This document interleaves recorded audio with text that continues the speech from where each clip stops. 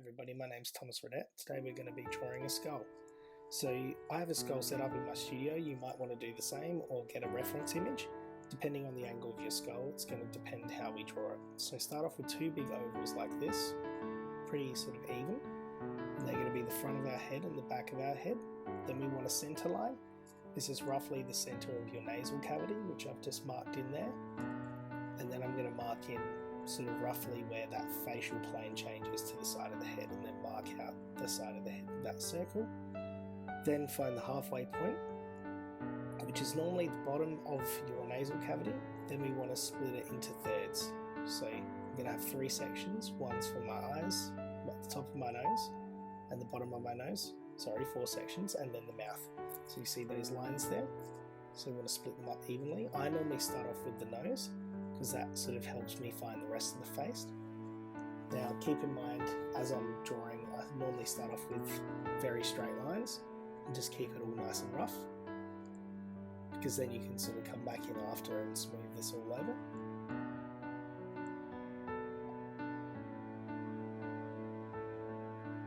Now I'm going to start finding the eyes, the eye sockets. And as I'm sort of finding these sections of the face, I'm going to tell you a little bit about what they're sort of called. So we've got the zygomatic arch here, which I'm drawing, which is your cheekbone.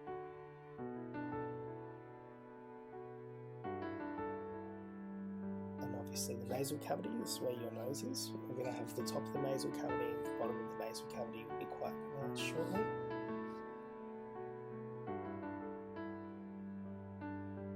And you want to keep it very simple and not get into too much detail. That's exactly what I haven't done. I've started going detailed and I shouldn't have, but it's all practice. As I'm going along, I'm starting to find different details in my skull. So the insides of the eye sockets, plotting in where the shadows might be. Still very rough at this point.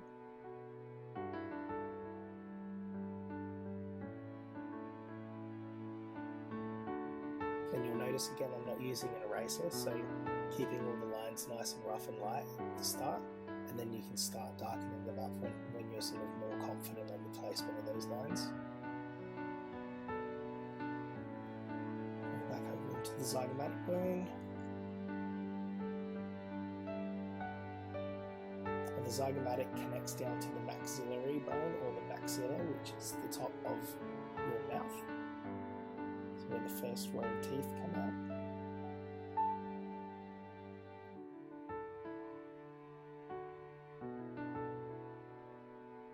And the frontal bone is your forehead, which is quite easy to remember. See, I'm starting to find my way around the bottom of the skull now, the bottom of the maxillary. It's going to be sort of tucked away soon. I'm roughly marking in where my teeth are. And now down to the mandible. Mandible is your jawbone. You'll notice there's some very interesting sort of things going on with this bone. Sort of tucks in under the zygomatic bone, so you've got a bit of a hinge. That's how your mouth sort of opens.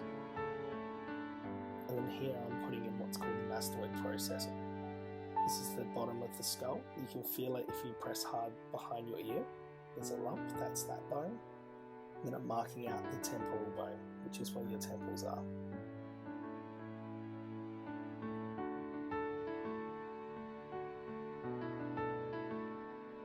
Still roughly sort of blocking in where the teeth might be. So sort of break it down into big solid angles first, and then start looking at where the singular teeth might be. So don't just go draw single teeth straight away. You want to sort of block out where the front sort of teeth are and where they sort of change angles. You'll notice as I'm drawing a few of these, I've gotten a few of the teeth wrong, so you'll be able to see me sort of change that as I go along. And that's the important thing as well. Keep your drawing nice and light for as long as you possibly can, because then any of these changes that come about, it's easier to sort of amend those changes.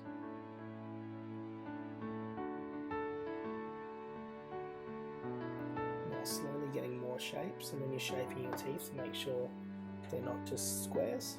You want to look at how they sort of point in the areas they point, where they sort of curve in. Back into the mandible there.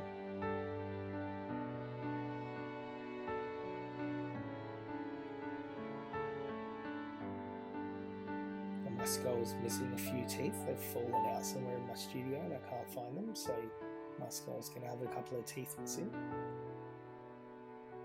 And like I said earlier, if you don't have a medical skull or anything like that laying around, like most people probably don't, you can just look up a reference image off the internet and pick out a skull that you want to sort of work it with, and then use this drawing method to sort of put it together. So the drawing method I'm using is called the Loomis method, which helps you sort of, I guess, get the proportions of your skull and faces right. So you can look them up online. I'll put some links into the comments as well, because a lot of artists have already done really good tutorials on how to use this method, and I'll just link you to those. Okay, now we're going to start blocking in the shading. So keep your shading again nice and general for now. You don't want to go in and try and get all the detail straight away, but notice how I'm just blocking in the darker areas quite roughly. I'm getting a little bit carried away in the nose there. But you can see that I'm blocking them out, and then I will be coming back in to add more darkness. You don't have to do it all straight away. And just in case you're wondering, I'm using Tombow pencils. I'm only using an HB for this one, and building all of my drawings up really, really softly. And the softer you build them up, you can actually get them quite dark as well, which is nice. Some details and some cracks in the skull there. Now you might have your own way of exploring mark making. This could be through cross-hatching or scribbling. I urge you to test it out with this technique. You could try drawing smoothly and shading nice and softly, or do what's comfortable to you. Either way, you're going to have a good time.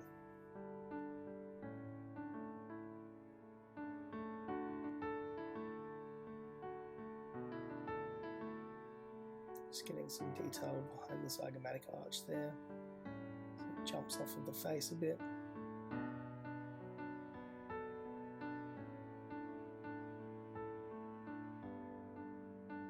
Now if you're not too comfortable with the shading, there's a lot of good techniques again online. You can go do some study, but especially in this sort of time, there's a lot of stuff online for you to have a look at on YouTube and things like that.